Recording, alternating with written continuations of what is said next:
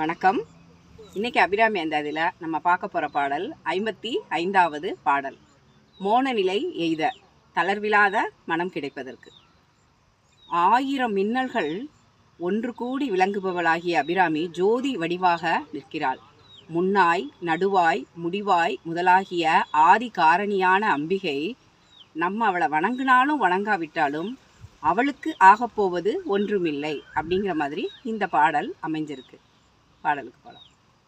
மின்னாயிரம் ஒரு மெய்வடிவாகி விளங்குகின்ற அந்நாள் அகமகிழ் ஆனந்த வள்ளி அருமறைக்கு முன்னாய் நடுவெங்குமாய் முடிவாய முதல்வி தன்னை உண்ணாது ஒளியினும் உன்னினும் வேண்டுவதொன்றில்லையே.